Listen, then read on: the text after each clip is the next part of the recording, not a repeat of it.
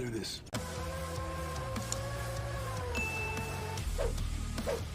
नमस्कार दोस्तों, जय हिंद, वंदे मातरम, भारत माता की जय। No clipping no drama, only काम की बात। मेरा क्लास दोस्तों, आज जो वीडियो मेरा क्लास के माध्यम से हम आपके लिए लेकर आए हैं बहुत ही इंपॉर्टेंट, बहुत ही खास है आपके लिए, क्योंकि आप देख सकते हैं कि मध्य प्रदेश पुलिस कांस्टेबल भर्ती 2021, जी हाँ, मध्य प्रदेश पुलिस कांस्टेबल भर्ती चल रही है, जिसका पेपर 6 अप्रैल 2021 को होने वाला है। तो इस वीडियो के माध्यम से आपकी तैयारी कराने वाले हैं हम। मेरा क्लास के माध्यम से रोज़ आपको एक वीडियो मिलने वाली है, और यहाँ पे देख सकते हैं कि पुराने पेपर्स के साथ तैयारी हम करा रहे हैं, जो कि 2017 में, 2015 में, 13, 16 में जो भी पेपर आए हैं उसके माध्यम से हम मेरा क्लास के माध्यम से आपकी तैयारी कराने वाले हैं।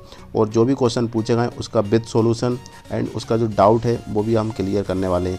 इसके बाद जब तक सामने वाला जो पेपर सेलेक्ट करते हैं उसकी सोच से हम नहीं पढ़ेंगे, जब तक हमारा पेपर ये क्लियर नहीं हो सकता। तो सामने वाले की सोच से ही हमको पढ़ना है, क्योंकि पीईयू में कुछ भी क्वेश्चन आ सकते हैं दोस्तों, क्योंकि आप देख सकते हैं कि लास्ट में भी काफ़ी क्वेश्चन ऐसे आते हैं सिलेबस से आउट भी आते हैं। तो सामने वाले की सोचने की थिंकिंग के, उसकी सोचने का तरीका क्या है, उसकी थिंकिंग क्या है, उसके अकॉर्डिंग ही सोचेंगे, तभी हम इस एग्ज़ाम को क्लियर कर सकते हैं। तो दोस्तों, हम आगे बढ़ने से पहले मैं आपसे रिक्वेस्ट करता हूं कि यदि आपने अभी तक हमारे चैनल को सब्सक्राइब नहीं किया तो प्लीज़ सब्सक्राइब कर लेना, लाइक कर देना, और मेरी वीडियो आप तक सबसे पहले पहुंचे उसके लिए बेल आइकन भी क्लिक कर देना, क्योंकि हम मेरा क्लास के माध्यम से लेटेस्ट इन्फॉर्मेशन लेकर आते हैं, और जो भी वैकेंसीज निकलती है गवर्नमेंट के रिगार्डिंग हम आपको मेरा क्लास के माध्यम से पब्लिश कर देते हैं। दोस्तों, टाइम वेस्ट ना करते हुए हम वीडियो को स्टार्ट करते हैं। तो दोस्तों, देख सकते हैं यहाँ पर हम कि professional examination board police constable recruitment test 2017 19 अगस्त 2017 3 PM। जी हाँ दोस्तों, 19 अगस्त 2017 को ये एग्ज़ाम हुआ था, और ये लास्ट शिफ्ट में हुआ था, 3 बजे की शिफ्ट में।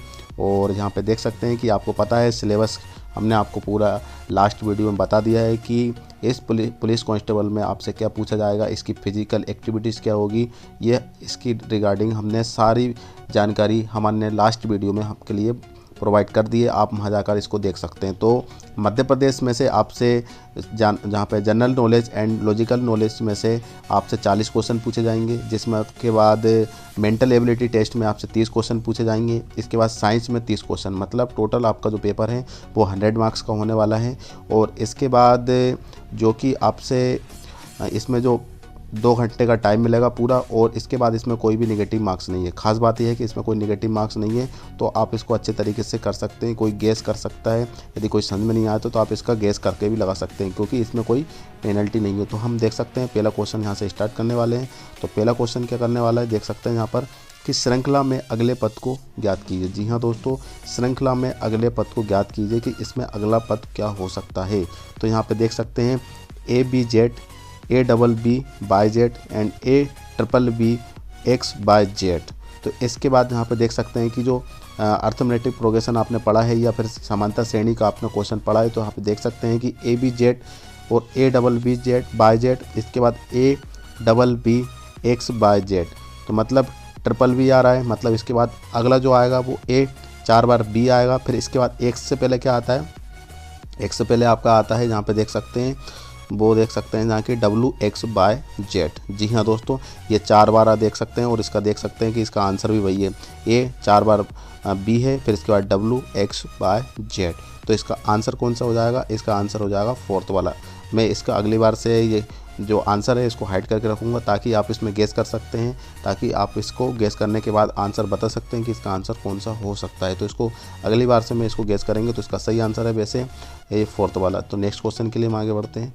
तो नेक्स्ट क्वेश्चन यहाँ पे देख सकते हैं हम कि यदि वायरस को WJSBTK से कोडेड किया जाता है तो बैक्टीरिया को कैसे कोडेड किया जाएगा। जी हाँ दोस्तों, यहाँ पे देख सकते हैं कि वायरस को WJSBT से कोडेड किया जाता है तो बैक्टीरिया को कैसे कोडेड किया जाएगा। आप यहाँ पे गेस कर सकते हैं कि इसका आंसर कौन सा हो सकता है, और इसके आपके सामने इस टाइप के आंसर ऑप्शन दे रखे हैं। तो जहाँ पे हम इसका आंसर देखें तो इसका आंसर कौन सा बनेगा, इसका आंसर देख सकते हैं कि CBDUFSGB।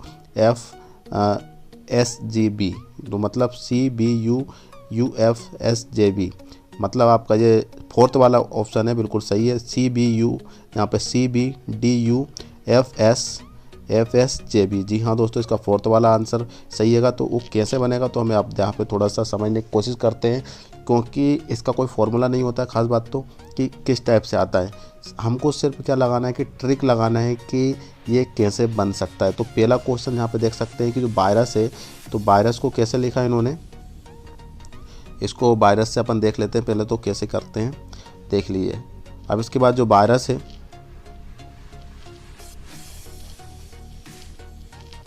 देखिए वायरस क्वेश्चन ने क्या बोला है, वायरस को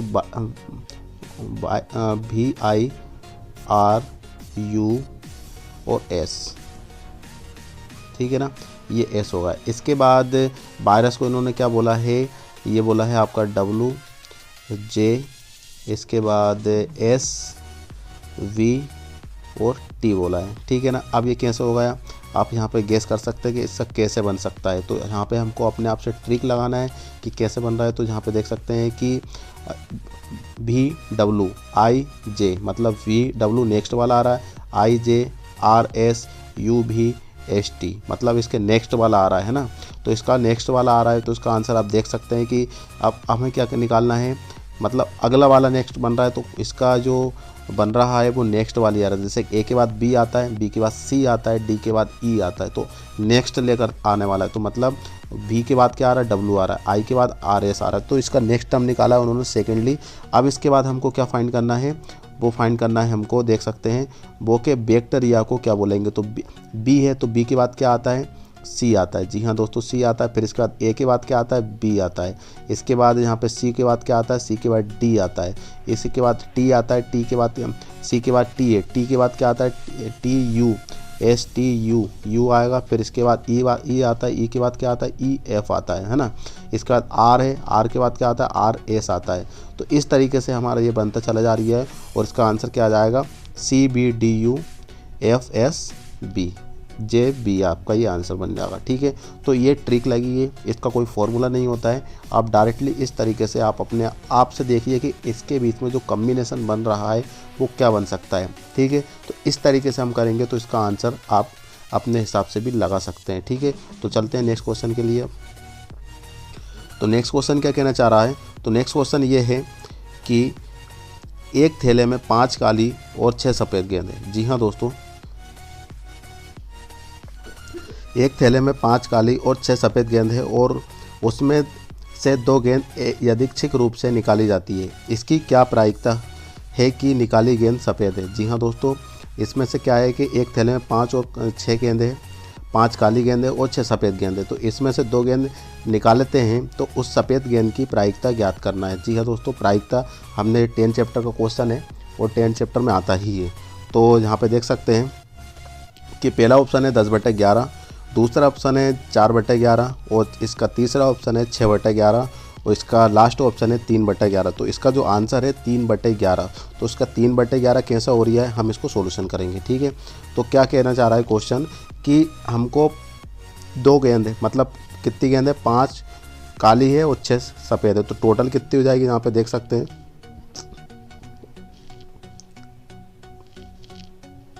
हम इसका सॉल्यूशन निकाल लेते थोड़ा। तो 5 + 6, टोटल गेंद तो हो रही है अपनी 11, ठीक है। इसके बाद देख सकते हैं कि 6 गेंद सफ़ेद है। तो दोनों निकालने के बाद हमारे कितने आ गए, तो इसमें कितने निकालने वाले हैं, टोटल है 11 गेंद। तो इसके बाद हम इसको निकालेंगे, तो इसका प्रोबेबिलिटी कैसी बनेगी, सबसे पहले तो 5/11, टोटल गेंद कितनी होगी, 11। इसके बाद जो 6 सफ़ेद गेंद है, तो यहाँ पे देख सकते हैं कि टोटल 6 × 5 = 11। तो 11 में से 1 माइनस करेंगे, मतलब क्योंकि एक गेंद निकाल ली इसमें से, तो यहाँ पे होगा 10, ठीक है ना।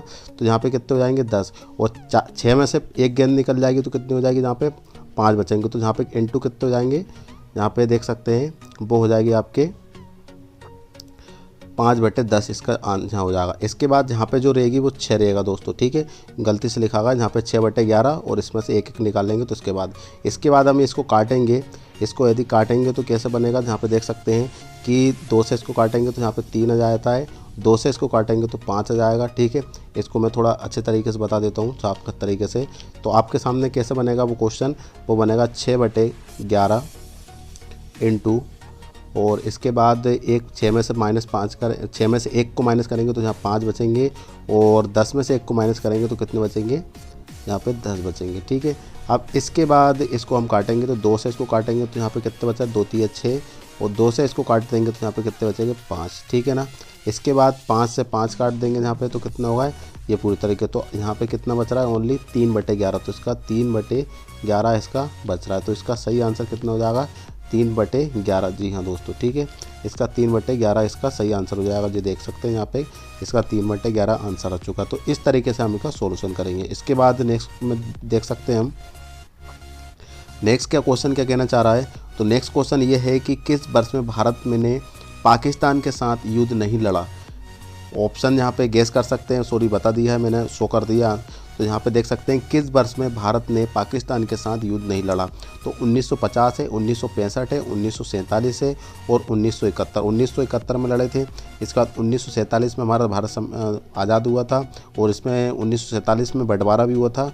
तो इस टाइम भी एक युद्ध की भांति ही एक घटना घट गई थी। लेकिन इसके बाद जो 1965 है उसमें भी भारत और पाकिस्तान का युद्ध हुआ था। इसके बाद जो 1950 मतलब हमारा संविधान लागू हुआ था उसमें कुछ नहीं लड़ा था। मतलब 1950 26 जनवरी 1950 को हमारा संविधान लागू हुआ था। तो इस टाइम कोई भी पाकिस्तान के साथ युद्ध नहीं हुआ। तो इसका सही आंसर हो जाएगा 1950। और 1950 से रिलेटेड आपको क्वेश्चन भी याद रखना है कि 26 जनवरी 1950 को हमारा संविधान लागू हुआ था, इसीलिए हर वर्ष 26 जनवरी को गणतंत्र दिवस के रूप में हम मनाते हैं। इसके बाद नेक्स्ट क्वेश्चन के लिए हम आगे बढ़ते हैं। नेक्स्ट क्वेश्चन ये कहना चाह रहा है कि भारतीय संघ में कितने राज्य होते हैं। जो भारतीय संघ है उसमें कितने राज्य है। तो यहाँ पे देख सकते हैं कि 28, 29, 27 और 30। ये 2017 में क्वेश्चन पूछा गया था और उस टाइम कितने राज्य थे ये आपको पता है। और यहाँ पे देख सकते हैं कि ये कितने हैं, 29 राज्य। जी हाँ दोस्तों, जो हैदराबाद से एक अलग हुआ है वो तेलंगाना है। तो अब वो पहले 28 थे, अब कितने हो चुके हैं, 29 राज्य हो चुके हैं। जी हाँ दोस्तों, 29 राज्य हो चुके हैं। भारतीय संघ में कितने राज्य है, तो वो है 29 राज्य। और वो एक राज्य जो अलग बढ़ा है वो कौन सा हो गया, अब तेलंगाना होगा। इसके बाद अब जो केंद्र शासित प्रदेश है तो वो भी अब 7 की जगह पे 8 हो चुके हैं। एक जम्मू कश्मीर में 370 की धारा हट चुकी है तो वो भी एक केंद्र शासित प्रदेश बन चुका है। और अब कितने केंद्र शासित प्रदेश हो गए हमारे इंडिया के अंदर, वो है 8। इसके बाद चलते हैं नेक्स्ट क्वेश्चन के लिए। तो नेक्स्ट क्वेश्चन यहाँ पे देख सकते हैं कि किस अधिनियम ने भारत के राज्यों और क्षेत्रों की सीमाओं को व्यापक रूप से बदलकर भाषाई रेखाओं के साथ उन्हें संगठित किया है। तो पहला है जहाँ पे देख सकते हैं कि राज्य क्रमांतरण अधिनियम 1959, राज्य क्रमांतरण अधिनियम 1963 एंड राज्य पुनः आरेखण अधिनियम 1957। और लास्ट ऑप्शन है यहाँ पर देख सकते हैं कि राज्य पुनर्गठन अधिनियम 1956। अधिनियम आपसे पूछे जाएंगे दोस्तों, ठीक है ना। तो इसके बारे में आप स्टडी कर लेना और इसका आंसर आप यहाँ पे देख सकते हैं। तो इसका आंसर ये है, वो है 1956, राज्य पुनर्गठन अधिनियम 1956। मतलब 1956 ये वाला आपका मतलब लास्ट वाला ऑप्शन, फोर्थ वाला ऑप्शन बिल्कुल सही है। अब इसके बाद नेक्स्ट क्वेश्चन के लिए हम आगे बढ़ते हैं। तो नेक्स्ट क्वेश्चन क्या कहना चाह रहा है। तो नेक्स्ट क्वेश्चन यहाँ पे देख सकते हैं कि 2016-17 में विजय हजारे ट्रॉफी किसने जीती थी। 2016-17 में जो विजय हजारे ट्रॉफी किसने जीती थी तो उनका दिखाना है। पहला है मुंबई, तमिलनाडु, बंगाल या बड़ौदा। इसमें से आप यहाँ पे देख सकते हैं कि इसका कौन सा आंसर हो सकता है। तो इसका आंसर वो है तमिलनाडु। जी हाँ दोस्तों, 2016-2017 में विजय हजारे ट्रॉफी किसने जीती थी तो वो है तमिलनाडु। इसके बाद नेक्स्ट क्वेश्चन के लिए हम आगे बढ़ते हैं। नेक्स्ट क्वेश्चन क्या कहना चाह रहा है, 1873 में निम्नलिखित में से कौन से संगठन का आरंभ ज्योतिराव फूले ने किया था। तो पहला है सत्यशोधक समाज, बहुजन समाज, जस्टिस पार्टी या फिर प्रार्थना समाज। तो इसमें से आप आंसर गेस कर सकते हैं कि इसका आंसर कौन सा हो सकता है। तो इसका आंसर है वो है यहाँ पर देख सकते हैं वो सत्यशोधक समाज। जी हाँ दोस्तों, सत्यशोधक समाज जिन्हें यहाँ पर निम्नलिखित में से संगठन का आरंभ ज्योतिराव फूले ने किया तो वो है सत्यशोधक समाज ने। इसके बाद नेक्स्ट क्वेश्चन के लिए हम आगे बढ़ते हैं। तो नेक्स्ट क्वेश्चन ये है कि निम्नलिखित में से किस सुपर कंप्यूटर को भारत में प्रथम विकसित हुआ माना गया है। निम्नलिखित में से किस सुपर कंप्यूटर को भारत में प्रथम विकसित हुआ माना गया है। तो पहला है सहसारा टी, इसके बाद सागा 220, परम युवा सेकंड या फिर परम 8000। तो इसमें से कौन सा आंसर सही है तो आप यहाँ पे गेस कर सकते हैं कि ये कंप्यूटर से रिलेटेड क्वेश्चन आया है। तो इसका सही आंसर है वो है परम 8000। जी हाँ दोस्तों, परम 8000। इसके बाद नेक्स्ट क्वेश्चन के लिए हम आगे बढ़ते हैं। तो नेक्स्ट क्वेश्चन ये है कि निम्नलिखित जिलों में कौन सा अफीम उत्पादन के लिए जाना जाता है। निम्नलिखित जिलों में कौन सा अफीम उत्पादन, तो मध्य प्रदेश में कौन सा जिला है जिसमें अफीम सबसे ज़्यादा होती है, तो आपको पता होना चाहिए। वो आंसर यहाँ पे देख सकते हैं कि श्योपुर, मंदसौर, शिवपुरी या सीधी। आप यहाँ पे गेस कर सकते हैं और वो आंसर अपने आप देख लीजिए कि कौन सा आंसर हो सकता है। इसके बाद हम आंसर तो पब्लिश कर ही देंगे आपको। तो इसका सही आंसर है वो है मंदसौर। जी हाँ दोस्तों, मंदसौर ज़िले में अफीम की खेती सबसे ज़्यादा की जाती है। ध्यान रखना, निम्नलिखित जिलों में कौन सी क्षेत्र में अफीम की खेती की जाती है, तो वो मंदसौर ज़िले में। मंदसौर ज़िले में सबसे ज़्यादा अफीम की खेती की जाती है। इसके बाद नेक्स्ट क्वेश्चन के लिए हम आगे बढ़ते हैं। नेक्स्ट क्वेश्चन क्या कहना चाह रहा है, इनमें से गोवा पर शासन करने वाला अंतिम यूरोपीय देश कौन सा था। इनमें से गोवा पर शासन करने वाला अंतिम यूरोपीय देश कौन सा था, तो ये देख सकते हैं कि नीदरलैंड है, इंग्लैंड है, पुर्तगाल है या फ्रांस है। किस पर, गोवा पर। तो इसका आंसर यहाँ पे गेस कर सकते हैं कि कौन सा हो सकता है। तो इसका आंसर यहाँ पे देख सकते हैं कि वो है पुर्तगाल। जी हाँ दोस्तों, पुर्तगाल ने गोवा पर अंतिम शासक थे, तो इसका जो आंसर है पुर्तगाल। जी हाँ, तीसरा वाला इसका आंसर बिल्कुल सही है। इसके बाद नेक्स्ट क्वेश्चन यहाँ पे देख सकते हैं हम कि प्राचीन समय में इनमें से कौन सा शहर प्रयाग के नाम से जाना जाता था। जी हाँ, एक क्वेश्चन एक बार फिर से रिपीट करते हैं कि प्राचीन समय में इनमें से कौन सा शहर प्रयाग के नाम से जाना जाता था। तो पहला है कन्नौज, जबलपुर, वाराणसी या फिर इलाहाबाद। तो यहाँ पे देख सकते हैं कि इसका आंसर कौन सा हो सकता है, गेस कर सकते हैं आप। तो इसका सही आंसर है वो है इलाहाबाद। जी हाँ दोस्तों, प्रयाग नाम से इलाहाबाद जाना जाता है। ठीक है, तो चलते हैं नेक्स्ट क्वेश्चन के लिए। तो नेक्स्ट क्वेश्चन क्या कहना चाह रहा है, यहाँ पे देख सकते हैं कि बाणा सागर बांध नाम इसके ऊपर से रखा गया है। बाणा सागर बांध नाम इसके ऊपर से रखा गया है, तो वह है भानु सागर, सागर सम्राट, बाणभट्ट या फिर बाणा राय। तो इसमें से कौन के नाम पे रखा गया है बाणा सागर बांध, तो यहाँ पे देख सकते हैं कौन सा आंसर है, या आप गेस कर सकते हैं। इसका ऑप्शन में से देख सकते हैं। तो इसका सही आंसर है वो है बाणभट्ट। जी हाँ दोस्तों, बाणभट्ट बाण सागर नाम से के बांध से रखा गया है। इसके बाद चलते हैं नेक्स्ट क्वेश्चन के लिए। तो नेक्स्ट क्वेश्चन ये है कि मध्य प्रदेश उच्च न्यायालय का पहला मुख्य न्यायाधीश कौन थे। उच्च न्यायालय का प्रथम जो न्यायाधीश थे वो कौन थे, तो यहाँ पे देख सकते हैं कि न्यायमूर्ति AM खालिलकर या फिर न्यायमूर्ति BP दीक्षित या फिर यहाँ पे न्यायमूर्ति M हिदयाउल्लाह या फिर न्यायमूर्ति GP भुट्ट। तो इसमें से कौन सा आंसर है, यहाँ पे गेस कर सकते हैं आप, आपके पास टाइम है। तो इसका सही आंसर है वो है न्यायमूर्ति M हिदायतुल्लाह। जी हाँ दोस्तों, इसका तीसरा वाला ऑप्शन बिल्कुल सही है। इसके बाद नेक्स्ट क्वेश्चन के लिए हम आगे बढ़ते हैं। तो नेक्स्ट क्वेश्चन क्या कहना चाह रहा है कि 1991 के आर्थिक सुधारों के दौरान वित्त मंत्री कौन थे। 1991 के आर्थिक सुधारों के दौरान वित्त मंत्री कौन थे, तो यहाँ पे देख सकते हैं कि मनमोहन सिंह, PV नरसिंह राव या फिर RK शनमुगम चेट्टी या फिर RK वेंकट रमन। तो इसका आंसर जहाँ पे देख सकते हैं कि इसका कौन सा हो सकता है, तो इसका सही आंसर है वो है मनमोहन सिंह। जी हाँ दोस्तों, मनमोहन सिंह, इसका पहला वाला ऑप्शन बिल्कुल सही है। इसके बाद चलते हैं नेक्स्ट। तो नेक्स्ट क्वेश्चन के लिए हम यहाँ पे देख सकते हैं। नेक्स्ट क्वेश्चन क्या कहलाता रहा है कि राज तरंगिणी के लेखक कौन थे। राज तरंगिणी के लेखक कौन है, तो यह है सूरदास, सुदरक, कल्हण या फिर कल्पक। जी हाँ दोस्तों, कल्हण राज तरंगिणी के लेखक है वो है कल्हण। इसके बाद चलते हैं नेक्स्ट क्वेश्चन के लिए। तो यहाँ पे देख सकते हैं कि लोकसभा का पूरा कार्यकाल खालिस्तान का होता है, तो 6 वर्ष, 5 वर्ष, 7 वर्ष या 8 वर्ष। तो सबसे ज़्यादा जो टाइम है वो है 5 वर्ष का ही होता है सबसे अधिकतर टाइम में। तो इसका सही आंसर है वैसे 5 वर्ष। तो देखते हैं, तो इसका सही आंसर यहाँ पे देख सकते हैं कि वो 5 वर्ष ही है। इसके बाद नेक्स्ट क्वेश्चन के लिए हम बढ़ते हैं आगे।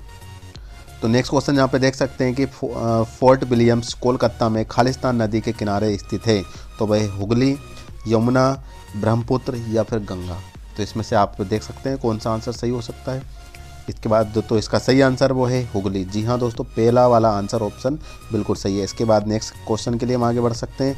तो देख सकते हैं कि सिविल अवज्ञा आंदोलन शुरू किया गया था, तो पहला है 1942, 1914, 1928 या 1930। जी हाँ दोस्तों, 1930 में सिविल अवज्ञा आंदोलन शुरू किया गया था। इसके बाद चलते हैं नेक्स्ट क्वेश्चन के लिए। तो यहाँ पे देख सकते हैं कि सिखों के 9वें गुरु कौन थे। सिखों के 9वें गुरु कौन थे, तो यहाँ पे ऑप्शन है गुरु अर्जुन देव, गुरु गोविंद सिंह, गुरु अमरदास या गुरु तेग बहादुर। तो इसमें से कौन सा ऑप्शन सही है आप यहाँ पे देख सकते हैं। सिखों के 9वें गुरु कहे जाते हैं, तो वो इनका नाम हमको याद रहना है क्योंकि ये क्वेश्चन आता है, पिछली बार भी ज़्यादा आया था।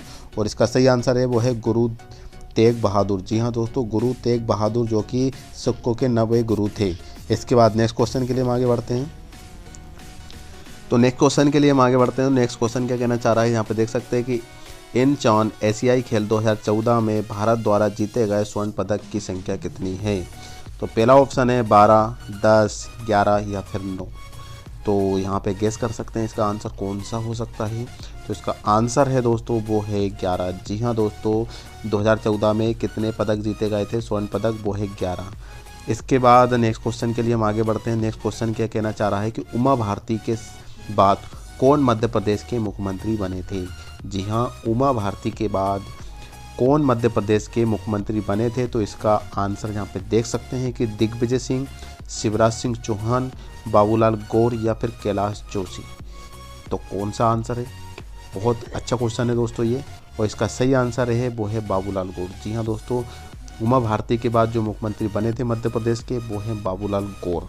इसके बाद नेक्स्ट क्वेश्चन यहाँ पे देख सकते हैं आगे के लिए, भौगोलिक रूप से भारत का सबसे छोटा राज्य कौन सा होता है। जी हाँ दोस्तों, भौगोलिक रूप से भारत का सबसे छोटा राज्य कौन सा हो सकता है। तो पहला देख सकते हैं कि सिक्किम, गोवा, असम या फिर केरल।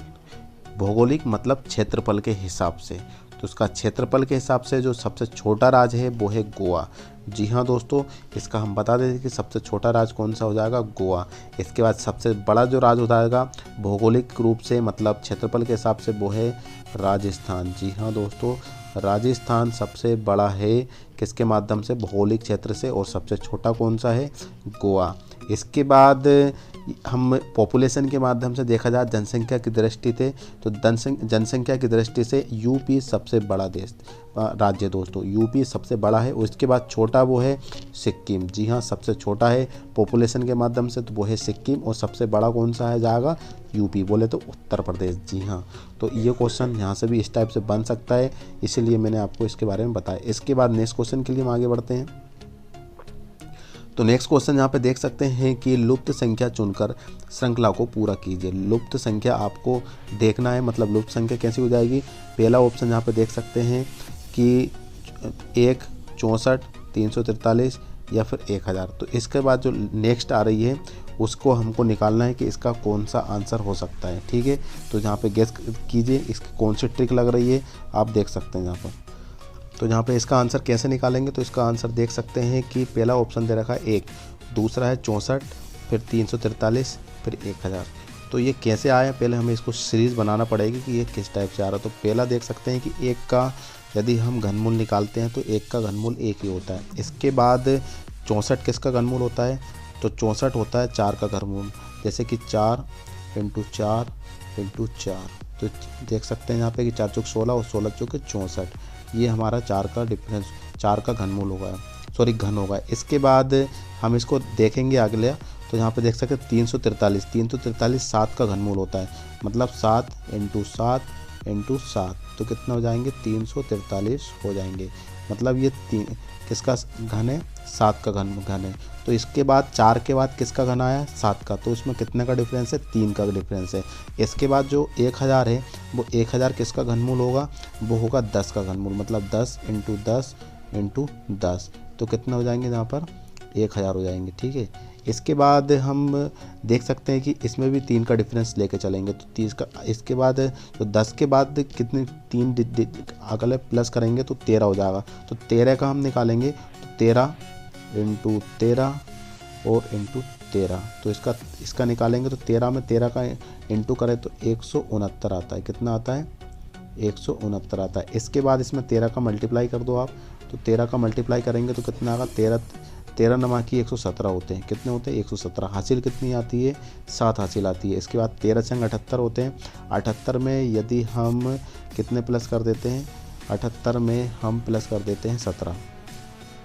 ये 78 है और इसमें 17 प्लस कर दो आप, तो इसका कितने हो जाएंगे, 8 7 15 के 5, और इसके बाद 7 और 1 8 और 1 9। कितने हो जाएंगे, 9 और 95, मतलब 95 का 5 यहाँ पे लगा देंगे। ठीक है, सॉरी 9 आ जाएगा यहाँ पे, 8 7 15, नहीं, कुछ गलत कर रहे हैं, फिर से करते हैं अपन थोड़ा सा। देखिए इसका निकालेंगे पहले, ये 13 का आएगा तो 13 का 13 में करते हैं, तो 13 का 13 में करते हैं तो 169 आता है। कितना आता है? 169 आता है। इसके बाद इसमें 13 का मल्टीप्लाई करेंगे हम, तो 13 का मल्टीप्लाई करेंगे तो 13 नमा की 17 के 7, हासिल कितनी आएगी? 17, सॉरी इसकी हासिल आ जाएगी 17, हासिल नहीं आएगी, इसकी हासिल आएगी 11, ठीक है ना। कितनी हासिल आएगी? 11। इसके बाद 13 छंग 78, 78 में यदि हम 11 प्लस करेंगे तो कितने हो जाएंगे? 78 और 88 और एक 89, मतलब हासिल फिर कितनी आ जाएगी? यहाँ पे आपकी हासिल आ जाएगी 8। और इसके बाद 13 एकम 13, 13 में 8 प्लस कर देंगे, कितने हो जाएंगे? 13 और 8 हो जाएंगे 21। तो यहाँ पे देख सकते हैं कि 21 मतलब 2197। तो 2197 मतलब आपका ये वाला तीसरा वाला ऑप्शन बिल्कुल सही होगा। तो इसका आंसर इस तरीके से निकालेंगे। क्या है कि ट्रिक हमको अपने आप लगाना है, इनके बीच में जो समांतर श्रेणी है, अर्थमेटिक प्रोग्रेशन है, वो कितने का बन रहा है, ये मेन बात होती है। इसको आपको समझना है। इसका कोई निश्चित तरीके से कोई फॉर्मूला नहीं होता है कि इसको किस तरीके से, तो इसीलिए तो ख़ासतौर से पेपर ही होते हैं कि इसमें आपका पेपर इसलिए होता है क्योंकि हर किसी को यदि फार्मूला पता ही होगा तो फार्मूला में वैल्यू पुट करना और आंसर ले आएगा, लेकिन ऐसा नहीं होता। इसमें अलग तरीके से क्वेश्चन पूछे जाते हैं, तो आपको आप में से इंटेलिजेंट को ही चूज़ किया जाएगा। यदि आप किसी तरीके से गवर्नमेंट नौकरी के लिए जाते हैं तो उसके लिए इंटेलिजेंट को ही चूज़ किया जाएगा। वो अपने तरीके से इसका आंसर बनाएगा और उसका आंसर सही होगा, तभी उसमें से सिलेक्ट किया जाएगा। ऐसा नहीं है कि आपको फार्मूला पता है और ऑलरेडी एक ही फार्मूला में वैल्यू पुट करना है और आंसर आता जाएगा, तो ऐसा हर कोई कर लेगा, तो उसमें से चेक किया जाएगा। तो इस तरीके से हमारा जो आंसर आया है 2197 इसका सही आंसर है। चलते हैं हम नेक्स्ट क्वेश्चन के लिए। तो नेक्स्ट क्वेश्चन क्या कहना चाह रहा है, तो नेक्स्ट क्वेश्चन यहाँ पर देख सकते हैं हम, लुप्त संख्या चुनकर श्रृंखला को पूरा कीजिए। लुप्त संख्या आपको निकालना है, तो लुप्त संख्या यहाँ पे देख सकते हैं कि 3 है, फिर 15 है, 63 है, और इसके बाद यहाँ पे कितने दे रखे हैं? 255 है और 1023 है। तो अब इसके बाद इसमें कौन सी श्रृंखला का पालन हो रहा है, कौन सा अर्थमेटिक प्रोग्रेशन है, इसका समांतर कितना होगा, वो हमको पहले सबसे पहले निकालना है। तो देख सकते हैं कि पहले है 3, फिर है 15, फिर 63, फिर 255 और 1023 है। तो इसका पहले का हम निकालते हैं अपने तरीके से, कोशिश करते हैं इसका निकालने का। तो देख सकते हैं कि 3 का इंटू 4 में करेंगे, तो 3 का इंटू 4 में करेंगे तो कितना आ रहा है? 3 चौक 12। इसके बाद इसमें 3 प्लस कर दो तो कितने हो जाएंगे? 3 प्लस करने पर कितना जाएंगे? 15। तो पहली स्टेप यहाँ पे निकल गई 15। इसके बाद 15 में 4 का इंटू फिर से करो, क्योंकि हमने पहले वाले में भी 4 का मल्टीप्लाई किया था। तो 15 इंटू 4 का मल्टीप्लाई कर देंगे तो कितने हो जाएंगे? 15 चौक 60 हो जाएंगे, ठीक है। इसके बाद इसमें 3 प्लस कर दो, तो 3 प्लस कर देंगे तो कितना हो जाएंगे? 63। मतलब आपका ये भी फुल होगा, ठीक है। इसके बाद हमें क्या करना है, अब इसको 255 में 3 से मल्टीप्लाई करना है और जो भी आंसर आएगा उसमें हम 3 प्लस कर देंगे। इसके बाद 1023 है, उसमें हम डायरेक्टली हम करके देखेंगे। 1023 में कितने से मल्टीप्लाई कर दो? 3 से मल्टीप्लाई, 4 से मल्टीप्लाई कर दो। इसके बाद 4 का मल्टीप्लाई करेंगे, कितने हैं? 4 3 12 की 2 और 4 दूनी 8 और 1 9। इसके बाद 0 की 0 और 1 4 एकम 4, ठीक है ना। इसके बाद इसमें 3 प्लस कर देंगे तो कितने हो जाएंगे? यहाँ पे 3 प्लस कर देंगे तो यहाँ पे कितने हो जाएंगे? 3 तो 5 हो जाएंगे, ये मतलब तो कितने हो जाएंगे? 4095। तो इसका सही आंसर कौन सा होगा? देख सकते हैं कि 4095। तो 4095 इसमें कौन सा आंसर है? ये वाला देख सकते हैं, 4095 इसका राइट आंसर है। तो इस तरीके से इसका सोल्यूशन भी हमने निकाल लिया है कि लुप्त संख्या इसका कौन सी हो। इसके बाद नेक्स्ट क्वेश्चन के लिए आगे बढ़ते हैं। तो नेक्स्ट क्वेश्चन यहाँ पे देख सकते हैं हम कि लुप्त संख्या चुनकर श्रृंखला को पूरा कीजिए। 12, 15, 21, 24 और 30। तो इसकी जो मिसिंग नंबर है वो निकालना है कि इसका अगला कौन सा होगा। तो यहाँ पे देख सकते हैं हम कि 12 और 15 के बीच में डिफरेंस कितना है? 3 का डिफरेंस है। इसके बाद 15 और 21 के बीच में किसका डिफरेंस है? 6 का डिफरेंस है, मतलब यहाँ पे दुगना हो गया, ठीक है। फिर इसके बाद 21 और 24 के बीच में किसका डिफरेंस है? यहाँ पर देख सकते हैं कि फिर 6 का डिफरेंस है, ठीक है ना, 3 का डिफरेंस है। फिर इसके बाद 24 के बाद किसका डिफरेंस आ गया है? 6 का डिफरेंस आ गया है, मतलब एक बार 3 का, फिर 6 का, फिर एक बार 3 का, फिर एक बार 6 का। तो इस तरीके से निकालो। तो अब 24 और 30 के बीच में 6 का डिफरेंस है, तो 30 के बाद जो डिफरेंस आएगा वो 3 का डिफरेंस होना चाहिए। तो यहाँ पे कितने आ जाएंगे? तो 33 आंसर आ जाएगा। तो इसका सही आंसर कितना हो जाएगा? 33। जी हाँ दोस्तों, 33 इसका सही आंसर है। इसके बाद नेक्स्ट क्वेश्चन के लिए हम आगे बढ़ते हैं। तो नेक्स्ट क्वेश्चन यहाँ पे देख सकते हैं हम कि लुप्त अक्षरों को चुनकर श्रृंखला को पूरा करना है। तो यहाँ पे देख सकते हैं कि AB dash B dash AA dash and B BA। तो इसका आंसर कौन सा हो सकता है? तो देख सकते हैं कि यहाँ पे इसमें दिया है BAA या फिर ABAA या फिर BBB या फिर AAA। तो इसका कौन सा आंसर हो सकता है? तो यहाँ पे देख सकते हैं कि यदि हम थर्ड वाला लगाने की कोशिश करते हैं तो यहाँ पे देख सकते हैं कि B लगा दिया इसमें, तो कितना होगा? ABBB होगा, फिर इसके बाद B होगा, फिर ABB होगा इसका। तो इसका सही आंसर ही बनेगा वो तीसरा वाला बनेगा। जी हाँ दोस्तों, इसका तीसरा वाला ऑप्शन बिल्कुल सही है। इसके बाद नेक्स्ट क्वेश्चन यहाँ पे देख सकते हैं कि अब निष्कर्ष वाले क्वेश्चन आ चुके हैं, और यहाँ पे देख सकते हैं उस विकल्प का चयन कीजिए जो कि दिए गए कथनों को निष्कर्ष के बारे में सही है। तो इसका सही आंसर यहाँ पे देख सकते हैं कि इसका निष्कर्ष बताना है हमको। तो देख सकते हैं कि पहला कथन जो क्या कहना चाह रहा है कि सभी दरवाजे खिड़कियाँ हैं, मतलब जो दरवाजे हैं सब वो क्या है? सब खिड़कियाँ हैं। और इसके बाद सभी खिड़कियाँ हत्थे हैं, मतलब सभी दरवाजे क्या हैं? पहले तो खिड़कियाँ हैं, इसके बाद जो खिड़कियाँ हैं वो क्या है? सब हत्थे हैं। सभी खिड़कियाँ मतलब दरवाजे खिड़कियाँ हैं और खिड़कियाँ हत्थे हैं। तो अब निष्कर्ष क्या निकलता है? यहाँ पर देखो सभी दरवाजे हत्थे हैं, सभी जो दरवाजे हैं वो क्या? हत्थे हैं। इसके बाद दूसरा निष्कर्ष क्या निकल रहा है? कुछ खिड़कियाँ क्या हैं? दरवाजे। कुछ खिड़कियाँ दरवाजे, तो कुछ खिड़कियाँ तो हो नहीं सकती क्योंकि सभी दरवाजे क्या है? खिड़कियाँ ही हैं। और सभी दरवाजे क्या है? हत्थे हैं। जो सभी दरवाजे हैं वो क्या दे रखे? हत्थे हैं। तो दरवाजे खिड़कियाँ हैं और खिड़कियाँ क्या हैं? हत्थे हैं। तो इसका जो पहला वाला निष्कर्ष है सही निकल रहा है वैसे देखा जाए तो। इसका आप देख सकते हैं इसका आंसर कौन सा हो सकता है। तो पहला ऑप्शन यहाँ पे दे रखा है केवल निष्कर्ष 1 निकल रहा है, या फिर यहाँ पे इसका अनुसरण 2 का करता है, या फिर केवल निष्कर्ष 1 अनुसरण करता है, या फिर इसके बाद जो ऑप्शन निकल रहा है ना ही निष्कर्ष 1 का और ना ही निष्कर्ष 2 का अनुसरण करता है। इसके बाद तीसरा ऑप्शन दे रखा है चौथा वाला, निष्कर्ष 1 और दूसरा दोनों अनुसरण करते हैं। तो इसका देख सकते हैं इसका आंसर है निष्कर्ष 1 और निष्कर्ष 2 दोनों अनुसरण करते हैं, दोनों ही अनुसरण करते हैं। अब वो देख सकते हैं वो किस टाइप से कर रहे हैं।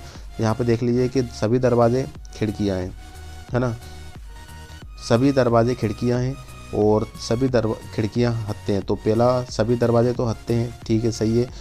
इसके बाद कुछ खिड़कियाँ जो क्या है? दरवाजे हैं। जो कुछ खिड़कियाँ हैं वो क्या है? दरवाजे हैं, तो वो भी सही है। वैसे देखा जाए तो पहला ऑप्शन सही माना जा रहा है, लेकिन इन्होंने इसका दूसरा आंसर दिया। तो लेकिन PEB की तरह से सोचना है हमको। तो इसका आंसर ये दूसरा, मतलब पहला और दूसरा दोनों ही निष्कर्ष सही निकल रहे हैं। इसके बाद नेक्स्ट क्वेश्चन के लिए बढ़ते हैं हम आगे। तो यहाँ पर देख सकते हैं कि उस विकल्प का चयन कीजिए जो कि दिए गए कथनों और निष्कर्षों के बारे में सही है। तो पहला ऑप्शन यहाँ पे देख सकते हैं, मतलब निष्कर्ष सभी कुत्ते बिल्लियाँ हैं। जो सभी कुत्ते हैं वो क्या है? बिल्ली है। इसके बाद कुछ बिल्ली क्या है? चूहे, मतलब सभी कुत्ते जितने भी कुत्ते हैं वो सब बिल्ली हैं, और इसके बाद जो बिल्ली है उसमें से कुछ चूहे हैं। तो देख सकते हैं पहला क्या कहना चाह रहा है ऑप्शन, यहाँ पे देख सकते हैं कि कुछ कुत्ते क्या है? चूहे, कुछ कुत्ते चूहे, कुछ कुत्ते नहीं है, सभी कुत्ते चूहे बिल्ली है। हाँ सॉरी, इसके बाद जो कुछ कुत्ते चूहे हैं, तो कुछ कुत्ते चूहे बिल्कुल सही है ये, क्योंकि सभी कुत्ते तो बिल्लियाँ हैं लेकिन कुछ कुत्ते क्या है? चूहे। इसके बाद दूसरा क्या कहना चाह रहा है ऑप्शन, तो चूहे जो बिल्ली है कुत्ते नहीं है, चूहे जो बिल्ली है वो कुत्ते नहीं है। तो ये वाला भी हो ही नहीं सकता क्योंकि सभी कुत्ते बिल्ली है और बिल्ली क्या है? चूहे। तो इसका पहला वाला जो निष्कर्ष है बिल्कुल सही निकल रहा है। तो इसका आंसर देख सकते हैं पहले तो क्या बोलना चाह रहा है।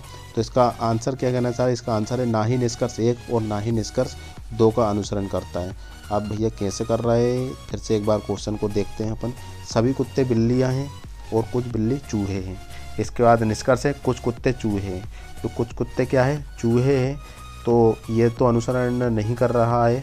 और इसके बाद जो चूहे हैं बिल्ली में है, कुत्ते नहीं है, तो ये भी नहीं कर रहा। तो इसका दोनों ही अनुसरण नहीं कर रहा है, मतलब इसका कोई भी अनुसरण निष्कर्ष नहीं निकल रहा है। इसके बाद नेक्स्ट क्वेश्चन देख सकते हैं हम, वही क्वेश्चन है सभी शेर क्या है? पशु है। सभी जो शेर हैं वो सब क्या है? पशु है, और सभी बाघ पशु है। क्वेश्चन आपको फिर से समझना है, यहीं पे आंसर छुपा हुआ रहता है लेकिन इसको हमें समझने की देरी रहती है। तो यहीं पे हम अगर मिस्टेक कर देते हैं और देख सकते हैं कि सभी जो शेर हैं वो पशु है, जितने भी शेर हैं वो सब क्या पशु है, लेकिन सभी बाघ है वो पशु है। सभी बाघ पशु है, मतलब शेर भी पशु है और सब बाघ भी पशु है। तो इसमें से कौन सा निकल रहा है? सभी बाघ है वो शेर है, सभी जो बाघ है शेर है, और इसके बाद कुछ पशु है वो बाघ नहीं है। तो इसका कौन सा निकल रहा है? तो इसका सही आंसर निकल रहा है ना ही निष्कर्ष 1 और ना ही निष्कर्ष 2 का अनुसरण करता है। तो ये दोनों ही नहीं है। देखा जाए ना, देख सकते हैं कि सभी बाघ शेर हैं, तो ये हो ही नहीं सकता। सभी जो बाघ है वो शेर नहीं है। इसका जो कुछ पशु बाघ नहीं है, कुछ पशु बाघ नहीं है, तो ये भी नहीं हो सकता क्योंकि सब बाघ पशु है। तो इसका ऑप्शन ये भी नहीं है। इसके बाद नेक्स्ट क्वेश्चन के लिए हम आगे बढ़ते हैं। तो नेक्स्ट क्वेश्चन यहाँ पे देख सकते हैं कि नीचे दिए गई श्रृंखला में संख्याओं को एक क्रम उपस्थित है, गलत संयोजन की पहचानिए। मतलब इसमें से एक कौन सा गलत है उसको निकालना है। तो यहाँ पे 56, 54, 58, 59 और 49, 66 और 34। तो इसका आंसर यहाँ पे है 66, 34, 49 और 58। तो इसका सही आंसर है वो है 49। जी हाँ दोस्तों, 49 इसका सही आंसर है। इसके बाद नेक्स्ट क्वेश्चन यहाँ पे देख सकते हैं हम कि मेल को KYGJG से कोडित किया गया है। इसके बाद तो लेटर को कैसे कोडित किया जाएगा। जी हाँ दोस्तों, मेल को KYGJ कहा गया है, तो लेटर को कैसे कोडित किया जाएगा ये आपको समझना। तो इसका देख सकते हैं हम, इसका करते हैं सॉल्यूशन। तो पहले देख सकते हैं इसको, लेटर है, मेल है, तो मेल को क्या कहा है, MAIL। मेल को कहा गया है KYG और J। जी हाँ दोस्तों, ये आपको कहा गया है J। तो देख सकते हैं कि M के बाद क्या आता है, MNOPQ या फिर KM आता है। मतलब पहले वाली डिजिट आती है। K के पहले क्या आता है, M के पहले क्या आता है, K आता है, तो KM। और बाय के बाद क्या आता है, A आता है, ये नहीं आता है। हमको ट्रिक लगाना है अपने हिसाब से पहले तो, है ना। तो इसका देख सकते हैं कौन सा आंसर सही हो सकता है इसका। तो देख लीजिए यहाँ पे, तो इसका आंसर यहाँ पे देख सकते हैं कि M के बाद क्या आता है, KLM।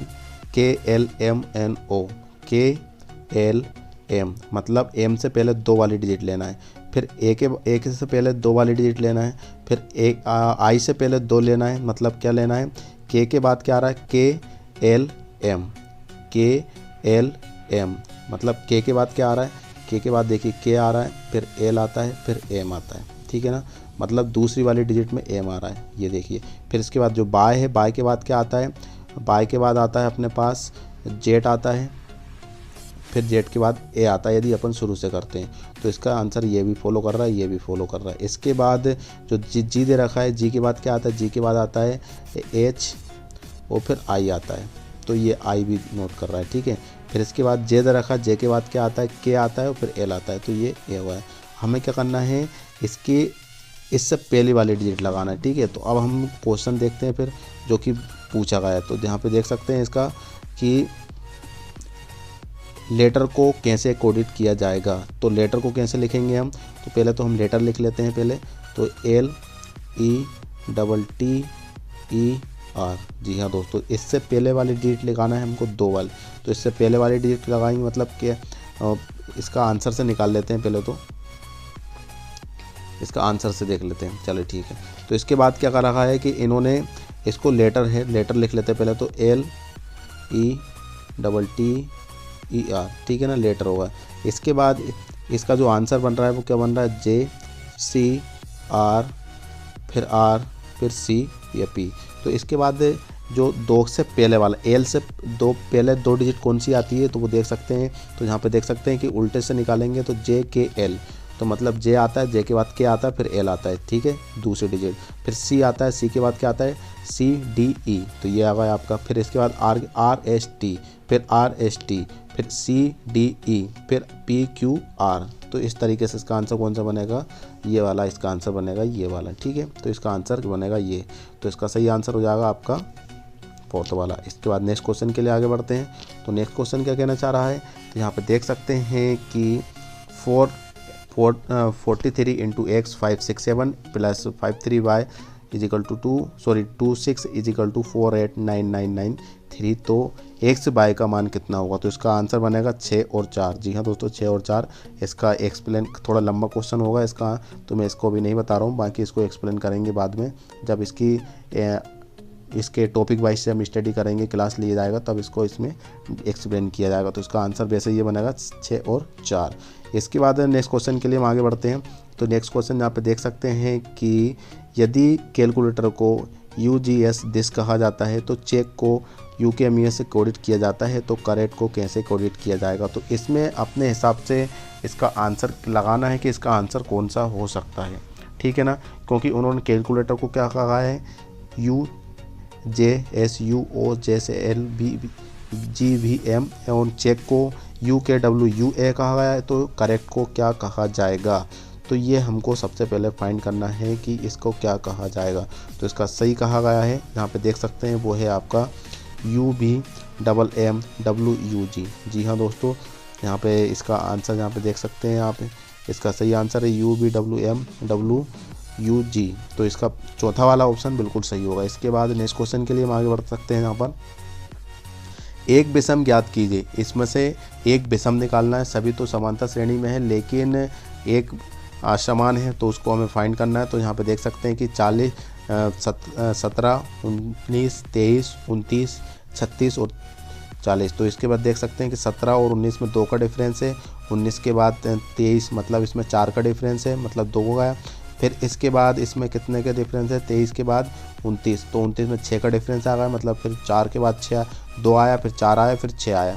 फिर इसके बाद इसमें देख सकते हैं कि 29 के बाद कितना डिफरेंस आ रहा है, इसमें आ रहा है 7 का डिफरेंस। तो ये 7 का डिफरेंस गलत आ रही है। तो इसमें कितने का डिफरेंस होना चाहिए, 8 का डिफरेंस होना चाहिए। तो इसका 36 आंसर बिल्कुल सही है। इसके बाद नेक्स्ट क्वेश्चन के लिए हम आगे बढ़ते हैं। तो नेक्स्ट क्वेश्चन यहाँ पे देख सकते हैं हम कि एक विषम संख्या ज्ञात कीजिए। तो एक विषम कौन सी है, तो थैला और सामान, कलम और पेंसिल, संबंधी और परिजन, ब्रेड और मक्खन। तो ब्रेड और मक्खन तो सही है, संबंधी और परिजन भी सही है, कलम और पेंसिल अलग है, और थैला और सामान भी सही है। तो इसका सही आंसर हो जाएगा कलम और पेंसिल। जी हाँ दोस्तों, कलम और पेंसिल इसका सही आंसर होगा। इसके बाद चलते हैं हम नेक्स्ट क्वेश्चन के लिए। तो नेक्स्ट क्वेश्चन क्या कहना चाह रहा है, जहाँ पे देख सकते हैं कि एक खास कोड भाषा में डिम डेम ड्रॉप्ड का अर्थ है फिश इज टेस्टी, और ब्रीम क्रीम डिम का अर्थ है वेरी टेस्टी फूड होता है। तो इस कोड में डिम के लिए किस शब्द का प्रयोग किया जाता है।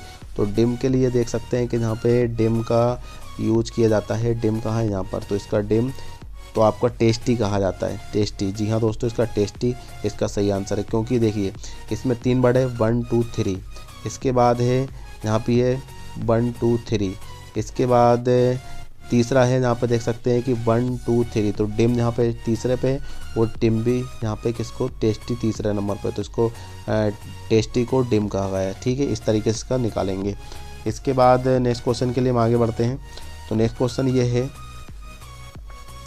कि एक खास कोड को भाषा में हंट टेल BSNL का अर्थ है all network busy, and BSNL idea OG का अर्थ है बिजी विथ वर्क।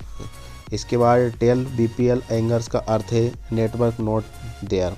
तो इस कोड में भाषा में हच के लिए शब्द का प्रयोग किया जाता है, तो वो है network, work, all and busy. तो इसका सही आंसर हो जाएगा ऑल। इसके बाद नेक्स्ट क्वेश्चन के लिए हम आगे बढ़ते हैं। तो जहाँ पे वो देख सकते हैं उस विकल्प का चयन कीजिए जो कि दिए गए कथनों को निष्कर्ष के बारे में सही है। तो इसका सही आंसर यहाँ पे देख सकते हैं कि कुछ लड़के इंजीनियर हैं, जो लड़के हैं वो कुछ क्या है, सब इंजीनियर है।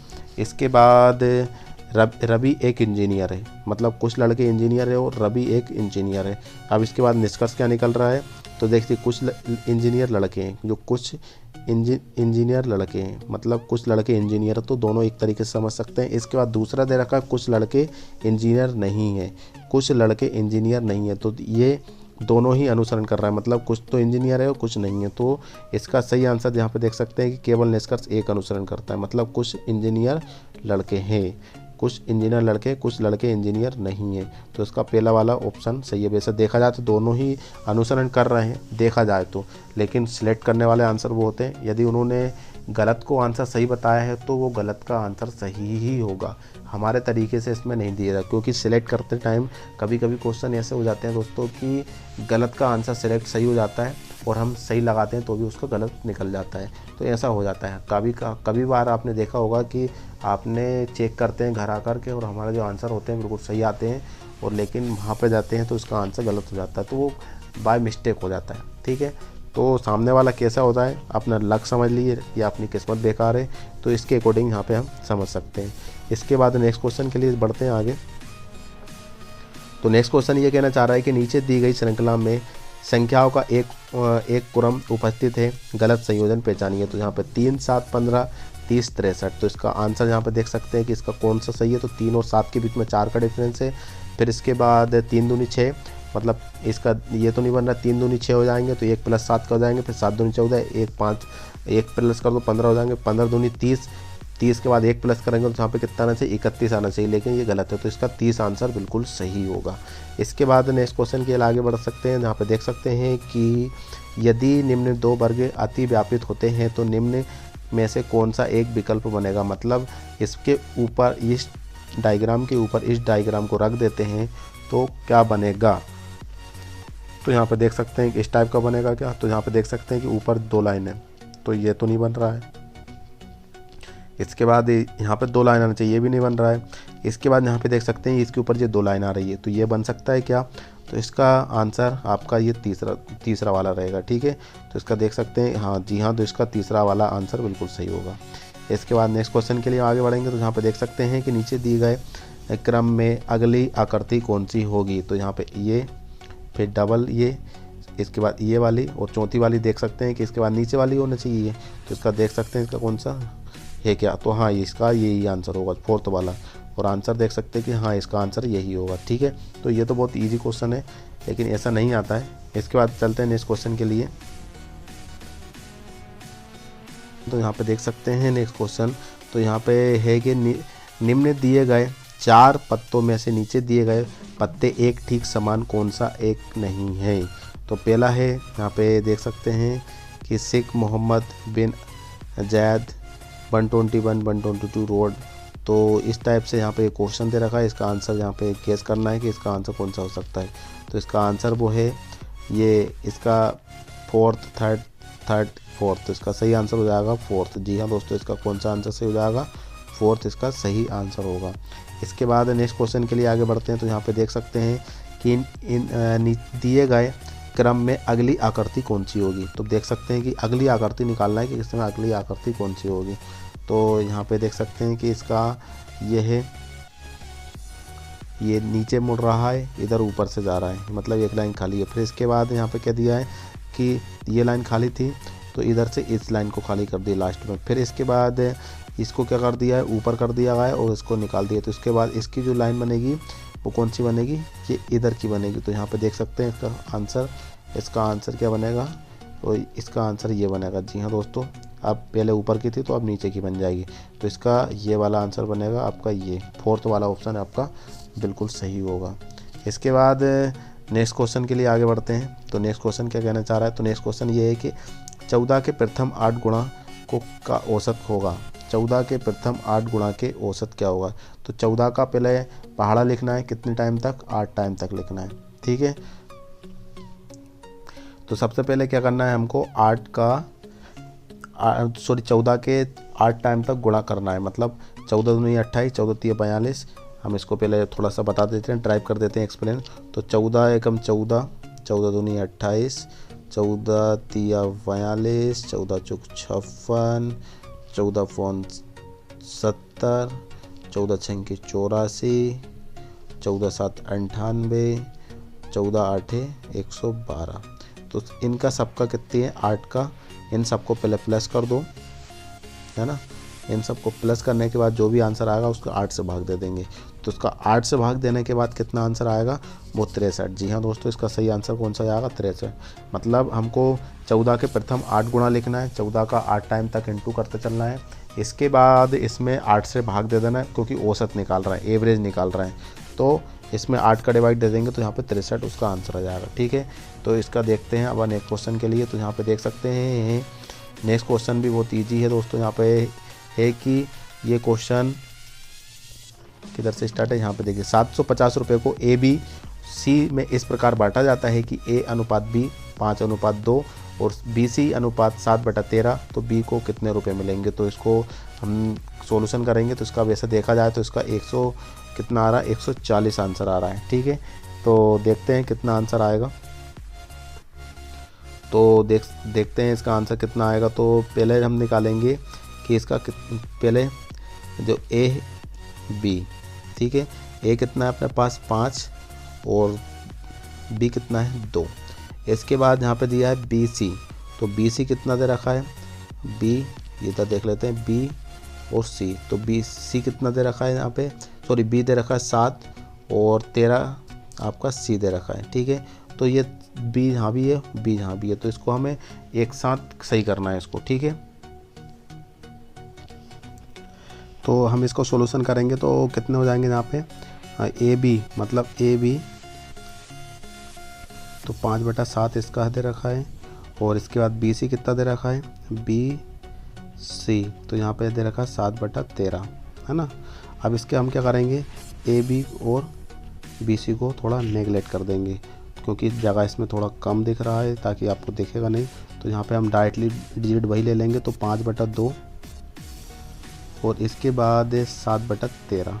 ठीक है, ये ले लेंगे। अब इनको बी 2 दे रखा है, बी इजिकल टू 2 और बी इजिकल टू 7, तो हम दोनों को इक्वल कर लेंगे। तो हम क्या करेंगे, दोनों को आपस में इसमें मल्टीप्लाई कर देख सकते कि यहाँ पे ये भी बी है और ये भी बी है, तो इसमें इस 7 का मल्टीप्लाई दोनों में कर देंगे 7/7 और इसमें 2 का इंटू इसमें और 2 का इंटू 2 में नीचे, तो 2 क्या हो जाएगा कि बी सेम हो जाएगी, तो 7 का इंटू 5 में करेंगे तो 35 आ जाता है और इसका 2 का इसमें कर देंगे तो 14 आ जाता है। ठीक है, मतलब इसका आगा 35/14। ठीक है, तो इसके बाद देख सकते हैं हम, तो यहाँ पे देख सकते हैं कि इसका हमने कैसे निकाला है, तो इसका 5/2 ले लेंगे, इसके बाद इस इजिकल टू यहाँ पे कितने 7/13। ठीक है, तो इसका हम क्या कर लेंगे, 7 का इंटू इसमें कर देंगे और 7 का इंटू नीचे भी कर देंगे, इसके बाद 2 का इंटू इसमें भी कर देंगे, 2 का इंटू इसमें क्यों कर देंगे कि बी का आपस में मल्टीप्लाई करना है क्योंकि बी हमको सब बराबर लाना है। ठीक है, तो यहाँ पे कितने हो जाएंगे, 7 का इंटू 5 में करेंगे तो 35 हो जाएंगे इनका मल्टीप्लाई करने पर, और ये 14 हो जाएगा। इसके बाद इसका मल्टीप्लाई करेंगे 14 हो जाएगा और इसका मल्टीप्लाई करेंगे तो 26 हो जाएगा। ठीक है, तो मतलब ए बराबर 35 आएगा, बी बराबर 14, बी बराबर 14 और यहाँ पे सी बराबर कितना जाएगा 26। तो यहाँ पे देख सकते हैं कि कितना आ रहा है, यहाँ पे फिर से एक बार देख लेते हैं। ए बराबर आ जाएगा आपका 35 और बी बराबर आ जाएगा आपके पास 14, इसके बाद सी बराबर आ जाएगा 26, इसके बाद दोनों को प्लस सबको प्लस कर देंगे तो यहाँ पे कितने आएंगे 75x, सभी में x लगा देंगे। ठीक है, तो यहाँ पे आ जाएगा 75x, तो इक्वल हम क्या कर देंगे अब 75x बराबर कितने जाएंगे 750। ठीक है, अब x को बाहर निकाल लेंगे तो 75 इसके नीचे चला जाएगा। ठीक है, तो इसके बाद इसको काट देंगे तो कितना आंसर आ जाएगा 10, इसका सही आंसर आ जाएगा। ठीक है, अब हमको किसकी वैल्यू निकालना है, बी की वैल्यू निकालना है। बी कितना दे रखा था यहाँ पे, बी दे रखा था हमारे पास, वो था आपका यहाँ पे देख सकते हैं कि बी आपका दे रखा था 14। ठीक है, 14x। ठीक है, अब x की वैल्यू इसमें रख देंगे तो x की वैल्यू 10 रख देंगे, इसके दोनों का मल्टीप्लाई करेंगे तो कितना जाएगा 140 आंसर। ठीक है, तो इसका आंसर ये आपका सही हो जाएगा। ठीक है, इसके बाद नेक्स्ट क्वेश्चन के लिए हम आगे बढ़ सकते हैं। यहाँ पे देख सकते हैं कि यहाँ पे 12 लीटर के 20% बिलियन में कितने लीटर एसिड होगा, तो यहाँ पे देख सकते हैं कि 2.4 लीटर है। तो इसका हम देखेंगे, तो इसका हम कैसे निकालेंगे, इसका हम निकालेंगे 12 ×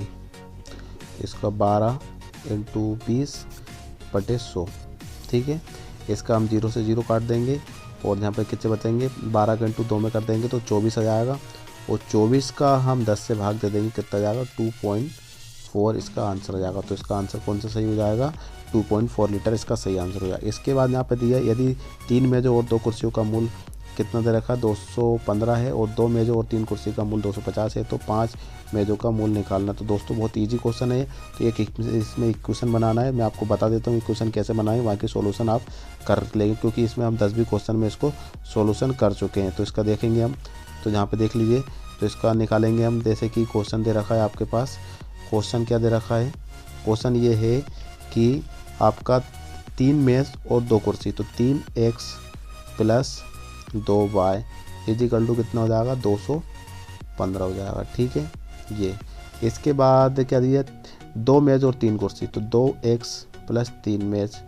फिर इजिकल टू कितना दे रखा है यहाँ पे 250 दे रखा है। ठीक है, अब इसमें क्या करना है हमको, एक मतलब जो आपने एलिमिनेशन मेथड पढ़ी होगी विलोपन विधि, उसी से x और y की वैल्यू निकाल लेना, और x और y की वैल्यू निकालने के बाद आपको 5 मेज़ों का मूल निकालना है, 5 मेज़ और 5 कुर्सी का मूल निकालना है। तो दोनों वैल्यू पुट कर दोगे तो इसका आंसर क्या आ जाएगा, इसका आंसर आ जाएगा ₹465 दोस्तों। बहुत ईजी है, आप इसको करना। लेंदी क्वेश्चन है इसलिए मैं आपको इसमें नहीं बता रहा हूँ, बाकी आप इसको कर सकते हो विलोपन विधि से। इसके बाद नेक्स्ट क्वेश्चन यहाँ पे दे रखा है, एक दुकानदार ने 6 टन गेहूँ 1.80 रुपये किलोग्राम की दर से खरीदे, 4.7 टन 2 रुपये किलोग्राम की दर से बेच दिए। यदि वह बेचे हुए 2.50 किलो की दर से है तो बेचे को कितना लाभ प्राप्त होगा? तो इसका आंसर यहाँ पे देख सकते हैं, तो वो है आपका 1850। लाभ का फार्मूला आप देख सकते हैं कि CP और SP। बहुत ईजी क्वेश्चन है, लाभ हानि के क्वेश्चन है। आप यहाँ पे इसको सोल्यूशन कर लोगे तो इसका आंसर वैसे निकाल सकते हो। इसका आंसर सही हो जाएगा 1850। इसके बाद नेक्स्ट क्वेश्चन के लिए हम आगे बढ़ेंगे। तो नेक्स्ट क्वेश्चन क्या कहना चाह रहा है कि यदि 3A बराबर 4B is equal to 5C तो ABC कितना होगा? तो बहुत ईजी है ये, तो देख सकते हैं कि यहाँ पे 3A बराबर 4B हो जाएगा और BC बराबर मतलब इक्वल है सभी के, ठीक है ना, सभी एक दूसरे के इक्वल है। तो ABC का अनुपात कितना होगा? तो इसका ABC का अनुपात बनेगा आपका 20-15-12, ठीक है ना, 20-15-12 मतलब इसका आपका चौथा वाला ऑप्शन आएगा, जो कि हमने पहले बताया था आपको। वही तरीके से इसको करना है और इसके बाद इसका आंसर भी आ जाएगा, ठीक है। अब इसके बाद चलते हैं नेक्स्ट क्वेश्चन के लिए। तो नेक्स्ट क्वेश्चन यहाँ पे देख सकते हैं कि मैं अपनी यात्रा का 3/4 भाग चलने में पाता हूँ, तो मैं 16 किलोमीटर चल लिया हूँ, तो अभी मुझे कितनी और यात्रा करनी होगी? मैं अपनी यात्रा का 3/4 भाग चलने पर पाता हूँ कि मैंने 16 किलोमीटर चल लिया है, ठीक है ना, तो मुझे कितनी और यात्रा करनी होगी? तो यहाँ पे देख सकते हैं कि 5 सही 1/3, 1 सही 1/3 और 4 सही 1/3 और 2 सही 1/3। इसका सही आंसर कौन सा होगा? 5 सही 1/3 इसका सही आंसर होगा। इसके बाद यहाँ पे देख सकते हैं कि वर्तमान में एक माँ और बेटी की आयु का अनुपात 5:1 है। इसके बाद 6 साल बाद ये अनुपात 3:1 हो जाएगा, तो बेटी की वर्तमान आयु क्या होगा? तो यहाँ पे इसका निकालेंगे हम सॉल्यूशन। पिता पुत्री वाले का एक टॉपिक हम पढ़ाएंगे, उसमें हम पूरे डिटेल से समझाएंगे पिता पुत्री वाले, तो आपको उसमें समझ में जाएगा। बाकी इसका अभी लेंदी हो जाएगा वीडियो, तो इसको हम शॉर्ट में बता रहे हैं। इसका सही आंसर होगा 6। इसके बाद नेक्स्ट क्वेश्चन के लिए हम आगे बढ़ते हैं, जहाँ पे देख सकते हैं कि एक्स और वाई की आयु का अनुपात 6:1 है। तो वही क्वेश्चन है रिपीट वाला, उसी टाइप से क्वेश्चन बना हुआ है। तो यहाँ पे देख सकते हैं कि 5, इसमें से जो क्वेश्चन आएंगे मध्य प्रदेश पुलिस कांस्टेबल का, इसमें से पिता पुत्री वाले और एज रिलेशन वाले 3 क्वेश्चन तो ज़रूर आएंगे इसमें, और इसका हमें करना भी है। इसमें देख सकते हैं कि असम में होने वाली बारिश में प्रतिवर्ष 1% की कमी हो रही है। 2014 की तुलना में 2001 में वह कितने प्रतिशत अधिक बारिश होती थी? तो इसमें 3.03। तो इसका सही आंसर क्या होगा? यहाँ पे देख सकते हैं कि वो 3.03% होती है। इसके बाद यहाँ पे देख सकते हैं कि यदि x/4 बराबर 3 हो तो x का मान निकालना है। तो यहाँ पे देख सकते हैं कि इसका x मान निकालेंगे तो इसका आ जाएगा 12, इसका सही आंसर आ जाएगा। इसका सॉल्यूशन शॉर्ट में थोड़ा सा बता देता हूँ। x/4 है, तो इसका हम कैसे निकालेंगे? तो इसका यहाँ पे कर देंगे और क्रॉस मल्टीप्लाई कर देंगे, इसका मल्टीप्लाई इधर, इसका मल्टीप्लाई इधर, उसका आंसर सीधा निकलेगा। 4 का इंटू 3 में कर देंगे, कितना जाएगा? 12। तो इसका आंसर सही हो जाएगा 12, और यहाँ पे 12 भी आंसर बिल्कुल सही है। इसके बाद नेक्स्ट क्वेश्चन देखेंगे हम कि यदि एक गोले की त्रिज्या को 5% बढ़ा दिया जाता है तो उसके क्षेत्रफल में कितने प्रतिशत की वृद्धि होगी? 5%, 50% बढ़ा जाती है तो इसका कितना हो जाएगा? 125% इसमें बढ़ोतरी हो जाती है, ठीक है। क्योंकि पता है कि यदि एक गोले की त्रिज्या में बढ़ा तो क्षेत्रफल कितना होगा? इसका क्षेत्रफल होता है 4/3 πr³ इसका आयतन होता है। तो इसके बाद इसका जो आंसर होगा 4πr²। इसका क्षेत्रफल कितना होगा? 4πr²। तो इसमें 4πr² में वैल्यू पुट कर देना, इसका आंसर सही हो जाएगा। इसके बाद नेक्स्ट क्वेश्चन यहाँ पे देख सकते हैं हम कि यदि 10 मीटर लंबे और 5 मीटर चौड़े आयताकार टैंक में 2 मीटर ऊंचाई तक पानी भरा है तो टैंक के गीले तल का क्षेत्रफल कितना होगा? तो इसका भी हम क्षेत्रफल निकालेंगे आयताकार का, ठीक है। तो आयताकार का क्षेत्रफल निकालेंगे लंबाई इंटू चौड़ाई, लंबाई प्लस चौड़ाई इंटू 2 से। तो इसका सही आंसर कितना बनेगा? 110 मीटर। इसके बाद यहाँ पे देख सकते हैं हम नेक्स्ट क्वेश्चन के लिए, एक संख्या के अंकों के गुणनफल 12 है। यदि इस संख्या में 36 जोड़ दिया जाता है तो इसके अंकों के स्थान परस्पर बदल दिए जाते हैं तो संख्या क्या होगी? तो इसका सही अंक कितनी होगी? तो यहाँ एज रिलेशन वाले में ही क्वेश्चन बनता है, तो इसका सही आंसर है 43, 26, 34 या 65। तो इसका सही आंसर बनेगा आपका 26। जी हाँ दोस्तों, 26 इसका सही आंसर आएगा। इसके बाद नेक्स्ट क्वेश्चन यहाँ पे देख सकते हैं कि एक कार किसी दूरी के एक चौथाई हिस्से में को 25 किलोमीटर घंटे की चाल से के साथ तय करती है, तो शेष दूरी की गई इसकी दुगनी चाल से तय करती है, तो यदि उस कुल समय 10 घंटे लगे तो कुल दूरी निम्नानुसार थी। तो इसका देख सकते हैं कि 400 किलोमीटर, 300 किलोमीटर, 200 किलोमीटर या फिर 100 किलोमीटर। तो इसका सही आंसर बनेगा 400 किलोमीटर। इसके बाद आगे बढ़ते हैं। 1 किलोमीटर की रेसे में ए बी को 50 मीटर अथवा 5 सेंटीमीटर से पछाड़ देता है, तो ए को रेस पूरी करने में कितना समय लगेगा। तो यहाँ पे है 97.5 सेंटीमीटर, 100 सेंटीमीटर, 95 सेंटीमीटर या फिर है 102.5 सेंटीमीटर। तो इसका सही आंसर बनेगा वो है 95 सेंटीमीटर। इसके बाद नेक्स्ट क्वेश्चन क्या कहना चाह रहा है। नेक्स्ट क्वेश्चन ये है कि प्रतिदिन 10 मीटर काम करते हुए किसी काम को 18 दिन में पूरा कर लेता है, तो बी प्रतिदिन 18 काम को पूरा करने उसी काम को 12 दिन में पूरा करता है। यदि दोनों के साथ मिलकर प्रतिदिन 6 घंटे काम करे तो उन्हें काम पूरा करने में कितना समय लगेगा। तो वो देख सकते हैं यहाँ पे ऑप्शन यहाँ पे दे रखे हैं, और इसका सही आंसर बनेगा आपका 7 सही 3/11 दिन। जी हाँ दोस्तों। इसके बाद नेक्स्ट क्वेश्चन के लिए हम आगे बढ़ते हैं। यदि 17 साल में दीपक की आयु उसकी वर्तमान आयु की 3 गुनी हो जाए तो उसकी वर्तमान आयु कितनी होगी। तो इस टाइप से इसके क्वेश्चन आते हैं। 3 क्वेश्चन हो चुके हैं दोस्तों इसके, ठीक है ना, ध्यान रखना। सॉरी 4 क्वेश्चन हो गए। तो ये ज़्यादा करते ये 4 क्वेश्चन आए एज रिलेक्शन वाले, इसको अच्छी तरीके से स्टडी करेंगे हम, ठीक है। इसको टॉपिक से स्टडी करेंगे तो हमको इसके बारे में बहुत अच्छी तरीके से समझ में आ जाएगा। इसके बाद नेक्स्ट क्वेश्चन के लिए हम आगे बढ़ते हैं। यहाँ भी देख सकते हैं कि 5 सदस्यों की औसत आयु 21 वर्ष है। यदि उसमें सबसे छोटे सदस्य की आयु 5 वर्ष है तो सबसे छोटे सदस्य के उनके जन्म के परिवार की औसत आयु थी। तो ये वाला भी क्वेश्चन आया है, औसत वाले हैं, एवरेज वाले। तो ये वाला क्वेश्चन यहाँ पे देख सकते हैं 24 वर्ष, 28 वर्ष, 25 वर्ष या फिर 20 वर्ष। तो इसका सही बनेगा 20 वर्ष, ठीक है। इसके बाद नेक्स्ट क्वेश्चन के लिए हम आगे बढ़ेंगे। 10 वर्ष पूर्व एक माह की आयु। जी हाँ दोस्तों, ये क्वेश्चन फिर से रिपीट हुआ है, और ये देख सकते हैं कि पिता पुत्री वाले देखा जाए तो 5 क्वेश्चन हो चुके हैं अब, ठीक है। 5 क्वेश्चन आ चुके हैं। 5 क्वेश्चन बहुत इंपॉर्टेंट है आपके लिए। यदि इस टॉपिक को हम अच्छे तरीके से क्लियर कर लेंगे ना, तो आपके 5-10 नंबर तो बन ही जाएंगे। तो इसका हम देखेंगे तो इसका ऑप्शन है 6:5, 4:3, 9:4 या फिर 7:3। तो इसका सही आंसर बनेगा 7:3। इसके बाद नेक्स्ट क्वेश्चन देख सकते हैं। एक पंसारी 5 अंडे 4 रुपये में खरीदता है और उनमें से 4 अंडे 5 रुपये में बेच देता है, तो उनकी हानि अथवा लाभ का प्रतिशत निकालना है। तो ये तो बहुत ईजी क्वेश्चन है, आपने करा भी होगा। तो इसका सही आंसर बनेगा वो है आपका 56 सही 1/4% लाभ होगा, ठीक है। इसके बाद नेक्स्ट क्वेश्चन के लिए हम आगे बढ़ेंगे। तो इसका नेक्स्ट क्वेश्चन यहाँ पे देख सकते हैं कि 999 और 999 का औसत निम्न होगा। तो यहाँ पे देख सकते हैं कि 100, 450, 499 या 359। तो इसका सही आंसर बनेगा 359, इसका सही आंसर होगा। इसके बाद नेक्स्ट क्वेश्चन के लिए हम आगे बढ़ सकते हैं। यहाँ पे देख सकते हैं कि एक स्टेनोग्राफर ने किसी एक दिन में 16,200 शब्द टाइप किए। यदि वह प्रतिदिन 6 घंटे टाइपिंग करती है तो उसकी टाइपिंग और की औसत गति कितनी होगी। जी हाँ दोस्तों, बहुत अच्छे तरीके से निकाल सकते हैं। औसत गति निकालना है, कितने दिन काम किया उसने, 16,200 शब्द टाइप किए और वह 6 घंटे प्रतिदिन काम करती है, तो उसने टाइपिंग की औसत गति निकाल सकते हैं हम।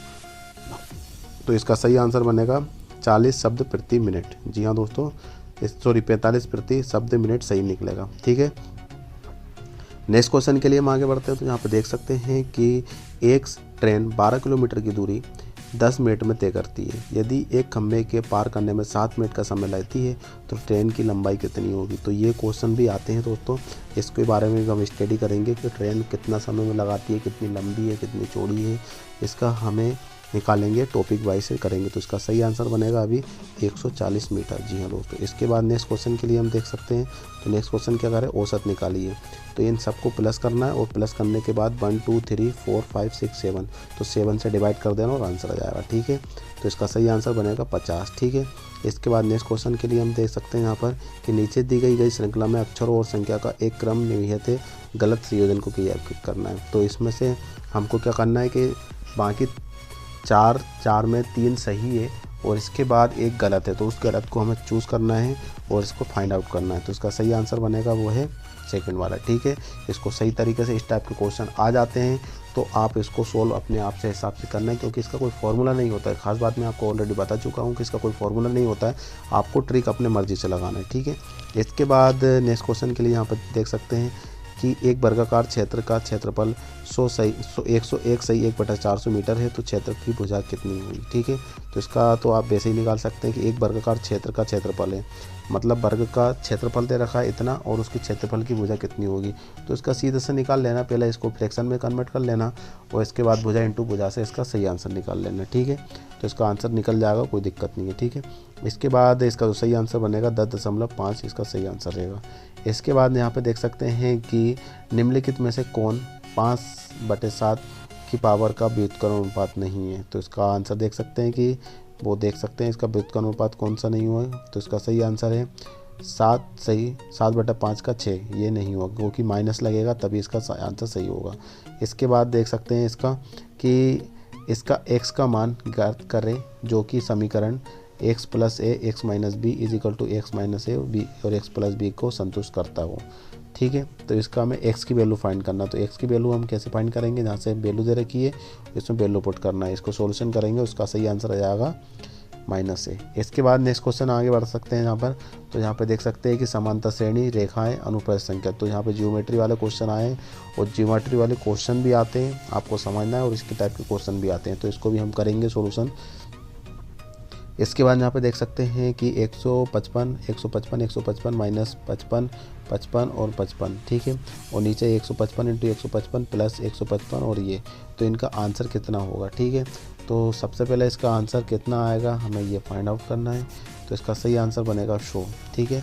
इसका आंसर कितना आएगा 100, तो पहले हम इसको ऊपर का सॉल्यूशन करेंगे इधर, इसके बाद नीचे का सॉल्यूशन करेंगे, दोनों के इक्वल लेके चलेंगे और आंसर आ जाएगा काट पीटने के बाद। इसके बाद नेक्स्ट क्वेश्चन देख सकते हैं आगे के लिए, यहाँ पे देखिए एस्टोन अंडा से टेस्टोरेशन है, तो इसका कौन सा बनेगा, तो वो है ब्रेसेंट। जी हाँ दोस्तों, ब्रेसेंट इसका सही आंसर होगा। इसके बाद नेक्स्ट क्वेश्चन यहाँ पे देख सकते हैं कि नरम मिट्टी से निर्मित निपटान योग कप कुल्हड़ों को प्रोत्साहित नहीं किया जा सकता है, तो इसका कौन सा आंसर बनेगा, तो इसका आंसर यहाँ पे देख सकते हैं कि ये अस्वच्छ होते हैं, ये अनिवार्य पदार्थों से बने होते हैं, उन्हें बड़े पैमाने पर बनाने से मिट्टी की ऊपरी उपजाऊ परत का नुकसान होता है, या फिर देख सकते हैं कि यह चाय का स्वाद अच्छा नहीं रहेगा, तो इसका सही आंसर होगा उन्हें बड़े पैमाने पर बनाने से मिट्टी की ऊपरी उपजाऊ परत का नुकसान होगा। इसके बाद नेक्स्ट क्वेश्चन यहाँ पे देख सकते हैं कि एक छात्र जब 30% अंक प्राप्त करता है तो 50 अंकों से अनुत्तीर्ण होता है, तो अन्य छात्र 230 अंक प्राप्त करते हैं तो 30 अंकों तक उत्तीर्ण हो जाता है, तो निम्न में से कौन से कुल अधिकतम अंक सही होगा, तो इसका यहाँ पे 450 550 500 या 600, तो इसका सही आंसर बनेगा 500, ठीक है दोस्तों, इसका आंसर बनेगा 500। इसके बाद नेक्स्ट क्वेश्चन हम देख सकते हैं आगे। तो नेक्स्ट क्वेश्चन ये कहना चाह रहा है कि एक वृत्त की त्रिज्या 6 सेंटीमीटर है, वृत्त के केंद्र से 8 सेंटीमीटर लंबी जीवा तक की लंबवत दूरी क्या होगी, तो इसका देख सकते हैं यहाँ पे ऑप्शन ये है और इसका सही आंसर क्या बनेगा ये, ठीक है, इसका आंसर ये बनेगा और इसके ऑप्शन ये है। हम इसका सॉल्यूशन टॉपिक वाइज से करेंगे, इस क्लास ली जाएगी इसकी, तब हमें अभी सिर्फ हम ये देख रहे हैं कि इसके क्वेश्चन किस टाइप से आते हैं, तो इस टाइप से क्वेश्चन आते हैं और ये आपके मैथ के काफ़ी ज़्यादा क्वेश्चन दे रखे हैं और इस तरीके से हम इसका आंसर निकाल सकते हैं, ठीक है। तो देख सकते हैं यहाँ पर भी देख सकते हैं कि 288 सेंटीमीटर क्षेत्रफल के वर्ग में उत्तीर्ण का वृत्त का क्षेत्रफल क्या होगा, तो इसका 36 पाई 144 पाई 228 पाई या फिर 72 पाई, तो इसका सही आंसर होगा 72 पाई, इसका सही आंसर। तो दोस्तों ये इस टाइप से क्वेश्चन आते हैं, बहुत अच्छे क्वेश्चन आते हैं, बनते हैं, तो हम जब वीडियो यहीं पे एंड करते हैं, इसके अगले क्वेश्चन नेक्स्ट वीडियो में हम बताएंगे, बाकी क्योंकि वीडियो ज़्यादा लेंदी हो जाएगी, तो दोस्तों यहीं पे हम इसको एंड कर सकते हैं, एक इसके आगे वाले क्वेश्चन एक वीडियो में करते हैं। जब तक के लिए जय हिंद, वंदे मातरम, भारत माता की।